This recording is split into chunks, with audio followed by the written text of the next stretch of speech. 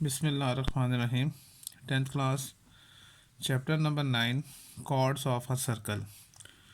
इसमें हम theorem number 4 discuss कर रहे हैं। स्टेटमेंट ये है कि if two chords of a circle are congruent then they will be equidistant from the centre. इससे पहले कि हम थ्योरम डिस्कस करें, पहले हम स्टेटमेंट को थोड़ा सा यहाँ पर एक्सप्लेन कर देते हैं। देखिए क्या कह रहा है कि if two chords of a circle से मतलब ये कि एक सर्कल है, ठीक है, और उसके ऊपर दो कॉर्ड्स, ये सर्कल का ये सेंटर है, और कह रहा है कि अगर दो कॉर्ड्स जो उनसे हैं, if two chords of a circle are congruent, अगर लेट्स सपोज मैं एक ये कॉर्ड ड्रॉ करता हूँ और इसका नाम लिखता हूँ ए बी, ठीक है, और इसी तरह से ये कॉर्ड ड्रॉ करता हूँ और इसके नाम है सी और डी। तो यहाँ पे ये कहता है कि if two chords of a circle are congruent, कि एक सर्कल के अगर दो कॉर्ड्स कॉन्ग्रेंट हों, मतलब अगर ये जो सा ए बी है, ये यहाँ से यहाँ तक अगर ये 4 सेंटीमीटर है लेट्स सपोज, तो सी डी भी 4 सेंटीमीटर हो, इसका ये कहना है कि if two chords of a circle are congruent, कि अगर एक सर्कल के दोनों कॉर्ड्स जो उनसे हैं वो कॉन्ग्रेंट है। जैसे हम यहाँ पे मैंने कहा है कि जो ए बी है कॉर्ड, वो इक्वल टू है measurement A B equal to measurement C D, और फ़र्ज़ करें लेट्स सपोज वो क्या है, वो 4 सेंटीमीटर है, ठीक है, दोनों के लेंथ सेम है, इट मीन दोनों कॉन्ग्रेंट है। तो प्रूव क्या करना है, then they will be equidistant, यानी वो जो कॉर्ड्स हैं वो इक्वी डिस्टेंट है फ्रॉम द सेंटर, उनका जो सेंटर से डिस्टेंस होगा यहाँ से इस पर और यहाँ से इस पर, ये दोनों डिस्टेंस जो से हैं वो क्या होंगे, इक्वल होंगे। लेट्स सपोज मैं इसको एच कह देता हूँ इस पॉइंट को, और इस पॉइंट को मैं के कह देता हूँ। तो सिंपल मैं कह सकता हूँ जो चीज़ हमने प्रूव करनी है टू प्रूव, तो वो हम क्या कर रहे हैं कि मेजरमेंट ओ एच जो सा है that is equal to measurement O K, ये हमने प्रूव करके दिखाना।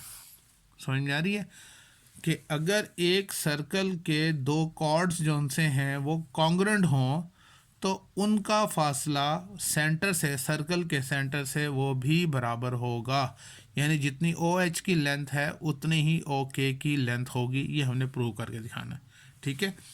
तो ये थोड़ी सी बेसिक्स थी कि स्टेटमेंट में हमसे क्या कहा जा रहा है। अब हम इसको देखते हैं गिवन के लिहाज से। तो सबसे पहले तो हम यहाँ पे लिखते हैं कि हमें गिवन क्या है इस थ्योरम में, हम वो लिखते हैं सबसे पहले, ठीक है जी। गिवन में कहते A B and C D, मैं इनको नाम दे देता हूँ, लेट्स सपोज ये ए और ये बी, एक ये कॉर्ड है, सी और डी ये सेकंड कॉर्ड है, ठीक है, और ये सर्कल का क्या है, ये सेंटर है। तो हम यहाँ पे लिखते हैं A B and C D are two equal chords, ठीक है, ये दोनों कॉर्ड्स क्या हैं, इक्वल हैं, ए बी और सी डी दोनों कॉर्ड्स इक्वल हैं of a circle with centre at O, ठीक है। तो इसका मतलब ये हुआ कि जो ओ एच जोन सा है, यहाँ से हम एक परपेंडिकुलर ड्रॉ करें इस पर, तो ये एच ये पॉइंट कहते हैं। तो ओ एच जोन सा है वो क्या है, वो परपेंडिकुलर है किसके पे, ए बी पर। तो हम लिख सकते हैं so that K O H perpendicular to A B, perpendicular to A B, and यहाँ से एक परपेंडिकुलर जोन सा है वो यहाँ ड्रॉ होगा, जिसको हम कहते हैं कि ओ के जोन सा है वो परपेंडिकुलर किस पे है, सी डी पे। क्लियर होगी बात यहाँ तक। दोबारा से हम लिखते हैं, गिवन में हमने क्या कहा कि ए बी और सी डी ये दो इक्वल कॉर्ड्स हैं एक सर्कल के, उस सर्कल का सेंटर क्या है ओ, सो दैट कि ओ एच जोन सा है क्या है परपेंडिकुलर। तो परपेंडिकुलर का मतलब ये हुआ कि ये जोन सा है वो 90 का एंगल बना रहा है कि ओ एच यहाँ हमने लिखा so that O H perpendicular to A B, और ओ के, तो वो जो ओ के है वो परपेंडिकुलर किसके है सी डी के। ये तो हमने गिवन में कहा जी। प्रूव क्या करना है, टू प्रूव, प्रूव हमने ये करना है कि दे will be equidistant from the centre, कि ये जो कॉर्ड ए बी है और ये सी डी है इनका सेंटर से डिस्टेंस क्या होगा वो इक्वल होगा। तो हम लिख सकते हैं कि मेजरमेंट ओ एच जोन सा है O H that is equal to measurement O K. ये हमने प्रूव करके दिखाना है, ठीक है। कंस्ट्रक्शन में हमने क्या करना है, हमने सिर्फ और सिर्फ कंस्ट्रक्शन में हमने ओ को ए से ज्वाइन कर देना है और ओ को सी से ज्वाइन कर देना है, ठीक है। हम यहाँ से ओ को जोन सा है यहाँ से शो करते हैं, join O with A and O with C, ठीक है। तो हम यहाँ पे लिखेंगे कि join O with A and O with C, ठीक है। तो इससे क्या होगा, हमारे पास दो राइट एंगल ट्राइंगल्स जो से यहाँ वो बन जाएंगी, ठीक है। इसके बाद हमने इसको प्रूफ करना है, ठीक है। तो प्रूफ के लिए जो सा है उस यहाँ से हम टेबल बनाएंगे बाकायदा। तो स्केल की मदद से हम टेबल बना लेते हैं। टेबल में एक तरफ हमने क्या लिखनी होती है, स्टेटमेंट्स लिखनी होती हैं, और दूसरी तरफ उसकी रीज़न, लॉजिकल जो रीज़न्स होती हैं वो हमने यहाँ पे एक्सप्लेन करनी है, ठीक है। तो यहाँ पे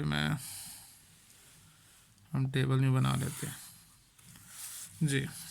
तो एक तरफ लिखेंगे स्टेटमेंट्स और दूसरी तरफ क्या होंगी वो रीज़न्स होंगी। क्लियर हो गया। अच्छा जी, सबसे पहले अभी अगर हमें थ्योरम 2 अगर याद हो तो हमारे लिए आसान हो जाएगा। जैसे ओ एच है, ओ एच क्या है, bisects the chord A B. ये जो ओ एच है, O H bisects chord A B. क्यों ए बी को बाइसेक्ट कर रहा है, क्योंकि हमने कहा था कि ये गिवन में हमने कहा था कि ओ एच क्या है परपेंडिकुलर किस पे है ए बी के। तो हम लिख सकते हैं यहाँ पे बिकॉज रीज़न ये है कि जो ओ एच है वो क्या है परपेंडिकुलर है किस पर ए बी पर। ये हमने थ्योरम 2 में हमने ये सीखा था, ठीक है। अच्छा, उसके बाद इसका मतलब फिर ये हुआ कि ये परपेंडिकुलर था तो ये इसको क्या करता है बाइसेक्ट कर देता है ए बी को। ओ एच जोन सा है ए बी को बाइसेक्ट कर देता है।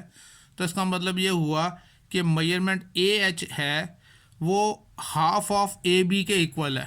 तो हम यहाँ पे लिख सकते हैं इसका मतलब ये है कि मेजरमेंट ए एच यानी यहाँ से लेकर यहाँ तक ये किसके इक्वल है, that is half of measurement A B के, वो मेजरमेंट ए बी के इक्वल होगा, ठीक है। सिमिलरली इसी तरह से जैसे हमने ये बात की है सेम हम कहेंगे कि जो ओ के है वो उसने क्या किया बाइसेक्ट किया किसको सी डी को, जिसे हमने यहाँ पे बेस बनाया कि O H bisects chord A B. इसी तरह से लिखेंगे ओ के बाइसेक्ट्स कॉर्ड सी डी, कि ओ के जो सा है that is bisects chord C D, ठीक है। तो इसका रीज़न क्या है, बिकॉज कि जो ओ के है वो परपेंडिकुलर किसके ऊपर है सी डी पर, कि O K is perpendicular to C D.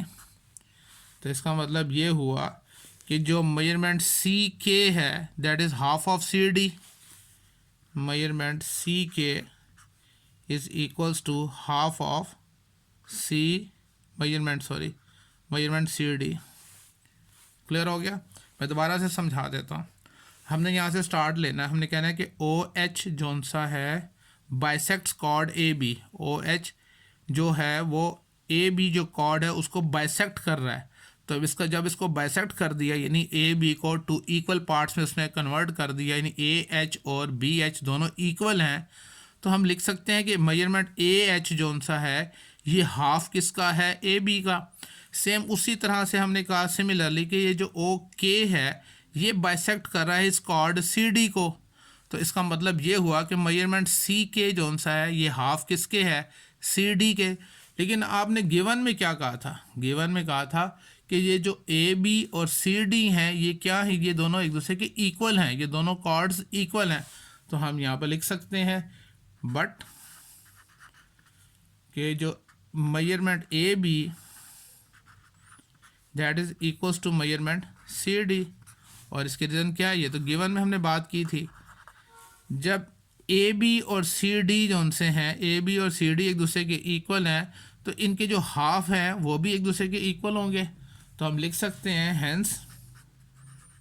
Hence क्या होगा, मेजरमेंट ए एच जोन सा है also equal to measurement C K. ठीक है, ये हमने यहाँ पे प्रूव कर दिया कि जो ए एच जोन सा वो सी के क्या है, वो इक्वल है।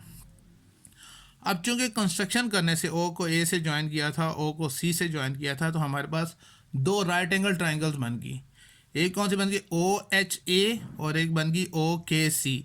इन दोनों राइट एंगल ट्राइंगल्स को हम एक दूसरे की कॉरस्पॉन्डेंस में लेना चाह रहे हैं ताकि इन दोनों ट्राइंगल्स को हम कॉन्ग्रुएंट कर सकें। तो हम यहाँ पे लिखेंगे now in right angle triangles कौन कौन सी हैं, ओ ए एच, इसको कॉरस्पॉन्डेंस में लेना है किसके, ओ सी के। ठीक है, अच्छा, राइट एंगल ट्राइंगल्स के थ्योरम में हमने ये सीखा था कि अगर एक ट्राइंगल की हाइपोटेन्यूज और एक साइड को, कोई सी एक साइड को दूसरी ट्राइंगल की हाइपोटेन्यूज और कोरस्पॉन्डिंग साइड के कॉन्ग्रुएंट कर दें तो दोनों राइट एंगल ट्राइंगल्स क्या होंगी, वो कॉन्ग्रुएंट होंगी। ठीक है, तो हम भी यहाँ पर यही करेंगे। हम कहते हैं हाइपोटेन्यूज जो ओ ए है, यहाँ पर लिखते हैं कि हाइपोटेन्यूज ओ ए वो क्या है, इक्वल टू है हाइपोटेन्यूज किसके, ओ सी के। ठीक है, क्या है ये, हम लिख सकते हैं radii of the same circle, radii of the same circle, एक ही सर्कल के दो रेडियस हैं। ठीक है, अब कोई सी एक साइड, जैसे जो हमने साइड ऊपर अभी प्रूव किया है कि मेजरमेंट ए एच जोन सा है, हम यहाँ पे लिखते हैं मेजरमेंट ए एच जोन सा है वो इक्वल टू है किसके, मेजरमेंट सी के। ये प्रूव्ड बात है ऊपर, इसके लिए प्रूव्ड है, ये भी हमने यहाँ पे प्रूव किया है। तो जब हाइपोटेन्यूज और एक साइड दूसरी ट्राइंगल की हाइपोटेन्यूज और कोरस्पॉन्डिंग साइड के कॉन्ग्रुएंट हो जाए तो दोनों ट्राइंगल्स क्या हो जाती हैं, कॉन्ग्रुएंट हो जाती हैं। Triangle O A H congruent to triangle O C K. ठीक है, तो ये क्या हो जाएगा, ये हमने यहाँ से हाइपोटेन्यूज साइड पोस्टुलेट हो गया। ठीक है, जब दोनों ट्राइंगल्स एक दूसरे के कॉन्ग्रुएंट है, ये ट्राइंगल कॉन्ग्रुएंट है, तो फिर ये वाली जो साइड है ये भी कॉन्ग्रुएंट इक्वल टू होगी इस साइड के, यानी ओ एच। तो देयरफॉर मेजरमेंट ओ एच जोन सा है that is equal to measurement O K. तो रीज़न क्या है, कोरस्पॉन्डिंग साइड, मैं एक मिनट ज़रा इसको थोड़ा सा आगे करके लिखता हूँ जी, corresponding sides of the congruent triangles. समझ में आ गई, बहुत आसान सा थ्योरम था, मुश्किल नहीं था, और आसानी से हम इसको, कहता है कि अगर एक सर्कल के अंदर दो कॉर्ड्स जोन से वो कॉन्ग्रुएंट हों, यानी ए बी और सी डी जोन से ये कॉन्ग्रुएंट हों, तो उन दोनों कॉर्ड्स का सेंटर से जो डिस्टेंस है वो भी इक्वल होगा। ठीक है, तो हमने कहा कि A B and C D are two equal chords of a circle जिसका सेंटर क्या है, ओ है, सो दैट कि ये जो ओ एच है ये परपेंडिकुलर है ए बी पर और ओ के ये परपेंडिकुलर है सी डी पर। प्रूव ये करना है कि measurement O H is equal to measurement O K, join कर दिया ओ को ए से और ओ को सी के साथ हमने ज्वाइन कर दिया और इसमें से हमारे पास दो राइट एंगल ट्राइंगल्स बन गए। फिर हमने प्रूफ के अंदर हमने कहा कि ओ एच जोन सा है वो ए बी जो कॉर्ड है उसको बाइसेक्ट कर रहा है, तो इसका मतलब है ये जो मेजरमेंट ए एच है ये हाफ ऑफ ए बी है। फिर हमने ये कहा कि सिमिलरली ये जो ओ के है ये क्या है, ये बाइसेक्ट कर रहा है कॉर्ड सी डी को, तो इसका मतलब ये हुआ कि जो मेजरमेंट सी के है that is half of C D. Given में हमने ये कहा था कि ए बी और सी डी तो एक दूसरे के इक्वल हैं, तो इनके हाफ भी एक दूसरे के इक्वल होंगे, हमने ये प्रूव किया यहाँ पर, ठीक है। और फिर उसके बाद हमने कहा कि अब ये चूँकि दो राइट एंगल ट्राइंगल्स बन रही हैं, तो सबसे पहले हमने हाइपोटेन्यूज को दूसरी ट्राइंगल की हाइपोटेन्यूज के कॉन्ग्रुएंट किया, measurement O A is equal to measurement O C radii of the same circle. और फिर हमने कहा कि measurement A H equal to measurement C K, ये हमने प्रूव किया था यहाँ पर। जब एक साइड और हाइपोटेन्यूज दूसरी ट्राइंगल की कोरिस्पोंडिंग साइड और हाइपोटेन्यूज के कॉन्ग्रुएंट हो तो वो ट्राइंगल्स क्या होती हैं, कॉन्ग्रुएंट होती हैं। Hypotenuse side congruent to hypotenuse side भी लिख सकते हैं और हाइपोटेन्यूज साइड पोस्टुलेट भी लिख सकते हैं। जब दोनों ट्राइंगल्स कॉन्ग्रुएंट हैं तो इसका मतलब ये है कि इनकी कोरिस्पोंडिंग साइड भी एक दूसरे के इक्वल होगी। तो हमने कहा measurement O H is equal to measurement O K, यही हमने प्रूव करना था। रीज़न हम लिखेंगे corresponding sides of the congruent triangles. तो उम्मीद है आज का लेक्चर आपको समझ में आया होगा। अगर कोई पॉइंट समझ में नहीं आया तो आप ज़रूर डिस्कस कीजिएगा। अल्लाह हाफिज़।